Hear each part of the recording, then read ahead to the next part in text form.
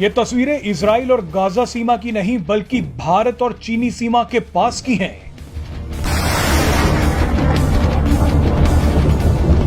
ताबड़तोड़ फायरिंग की ये तस्वीरें सिर्फ संयोग नहीं बल्कि एक बड़ा प्रयोग है। इजराइल और हमास जंग के बाद भारत ने एलएसी पर ताबड़तोड़ गोले दागे। इसके बाद भारत ने पिछले 10 दिनों में 5 बार ब्रह्मोस मिसाइल का परीक्षण भी कर लिया।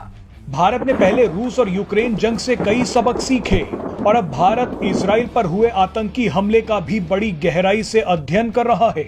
इजराइल जो गलतियां पिछले कई सालों से कर रहा है, भारत ने उन्हीं गलतियों से एक बड़ी सीख ले ली है। हमास के सरप्राइज अटैक के पीछे हथियारों और मोसाद का फेल होना तो है ही, लेकिन इजराइल की कूटनीति भी कमजोर रही। इजराइल इतने सालों में भी फिलिस्तीन और हमास जैसे आतंकी संगठनों को कमजोर नहीं कर पाया। लगभग दुनिया के सभी मुस्लिम देश फिलिस्तीन और हमास को ताकत देते आ रहे हैं। इसके अलावा इजराइल पिछले 1 साल से देश में चल रहे वामपंथियों के प्रदर्शनों को भी नहीं रोक पाया। लेकिन भारत में प्रधानमंत्री नरेंद्र मोदी ऐसी गलती कभी नहीं करेंगे। भारत ने पड़ोस में बैठे दोनों दुश्मन यानी पाकिस्तान और चीन को कमजोर कर दिया है। पाकिस्तान तो बिल्कुल खत्म हो चुका है और चीन की स्थिति भी कुछ ज्यादा मजबूत नहीं है। इसके अलावा भारत सरकार ने देश में ही बैठे वामपंथी अर्बन नक्सलियों का नेटवर्क भी तोड़ दिया है। एक्सपर्ट्स का मानना है कि 2014 से पहले पाकिस्तान खूब मजे कर रहा था। दुनिया के सभी मुस्लिम देशों से पाकिस्तान को भी वैसा ही समर्थन मिलता था जैसा फिलिस्तीन को मिलता है। लेकिन 2014 के बाद पाकिस्तान की ऐसी बर्बादी शुरू हुई कि ये देश आज आटे की लाइन में खड़ा है। आज लगभग सभी बड़े मुस्लिम देशों ने पाकिस्तान का साथ छोड़ दिया है। ये कोई संयोग नहीं है, ये वो रणनीति है जो भारत ने कर दिखाई है लेकिन इजराइल नहीं कर पाया। चीन भी व्यापारिक और रणनीतिक तौर पर भारत से पिछड़ रहा है। इसका सारा श्रेय भारत की जबरदस्त कूटनीति, रणनीति और मजबूत सैन्य शक्ति को जाता है। लेकिन फिर भी अगर भारत पर इजराइल जैसा हमला हुआ तो देखिए क्या होगा।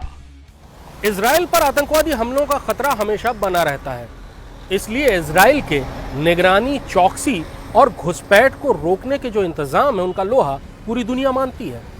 इजराइल में स्मार्ट फेंसिंग है, जहां पर अगर कोई भी शख्स घुसपैठ करने की कोशिश करता है तो पता लग जाता है।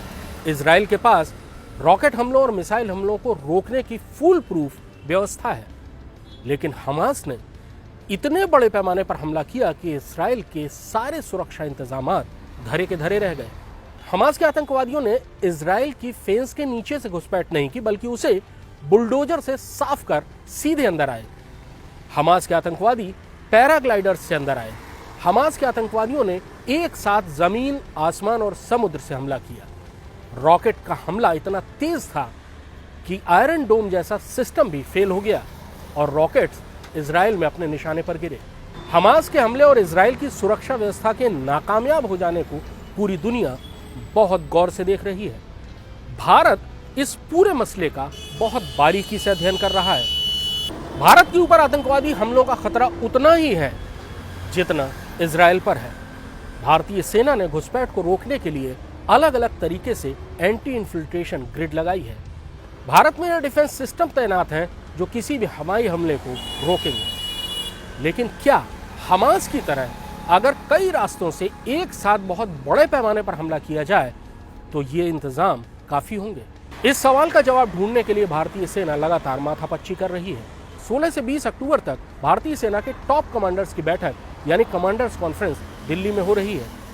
इस बैठक में भी हमास के हमले और हमास इजराइल युद्ध के सभी पहलुओं का अध्ययन किया जाएगा।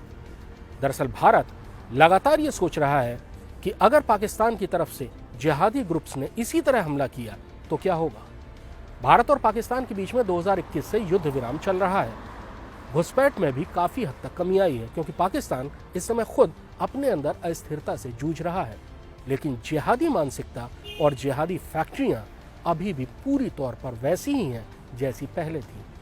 पाकिस्तान के जिहादी ग्रुप्स ने जिस तरह हमास के हमले का समर्थन किया है, उससे लगता है कि उन जिहादी ग्रुप्स के दिमाग में देर सवेर ये आइडिया जरूर आएगा कि वो हमास जैसे हमले की नकल कर भारत पर हमला करने की कोशिश करें और उस स्थिति में भारत के सुरक्षा के इंतजामों की असली कसौटी कसी जाएगी।